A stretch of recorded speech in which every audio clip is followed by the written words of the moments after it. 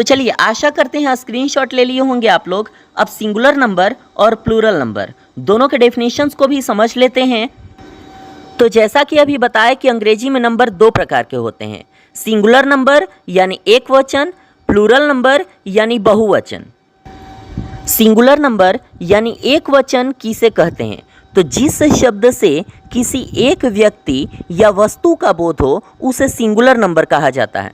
जैसे pen, book, dog, rat, mat, box, potato, etc।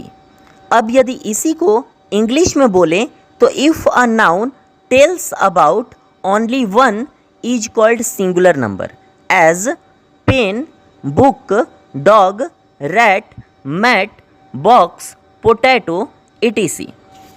तो इस प्रकार से सिंगुलर नंबर का ये डेफिनेशन हुआ। अब चलते हैं सिंगुलर नंबर के डेफिनेशन को अच्छे तरीके से समझ लेते हैं। यानी कि सिंगुलर नंबर कह क्या रहा है? तो सिंगुलर नंबर यह कह रहा है कि जिस शब्द से किसी एक व्यक्ति या वस्तु का बोध हो। अब एक व्यक्ति या वस्तु का मतलब यह हो गया कि जैसे हम पेन कह रहे हैं तो पेन का मतलब यह हुआ कि केवल एक पेन है, केवल एक पेन, सिंगल पेन। अब बुक की यदि बात करें तो केवल एक book. Dog, rat, mat, box, potato, ये सभी के कहने से सिर्फ ऐसा ही फील हो रहा है जैसे कि किसी एक व्यक्ति या वस्तु का बोध हुआ हो। तो इस तरीके से कभी भी ऐसा सेंस आए कि किसी एक व्यक्ति या वस्तु का बोध हो तो हम उसे सिंगुलर नंबर कहते हैं। अब चलते हैं अब इसके प्लूरल नंबर के डेफिनेशन को भी देख लेते हैं। प्लूरल नंबर क्या कहता है? प्लूरल नंबर यानी बहुवचन।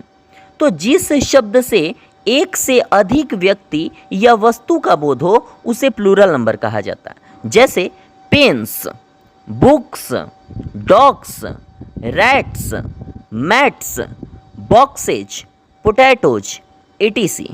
अब यदि इसको इंग्लिश में बोलें तो if a noun tells about more than one is called plural number, as pens, books, dogs, rats, mats, boxes, potatoes, etc। तो ये तो हुआ प्लूरल नंबर का डेफिनेशन। अब चलिए इसे समझ भी लेते हैं। जिस शब्द से एक से अधिक व्यक्ति या वस्तु का बोध हो उसे प्लूरल नंबर कहा जाता है। जैसे पेन्स, पेन्स कह देने से ही ऐसा फील हो रहा है कि वहाँ पर कई सारा पेन होगा।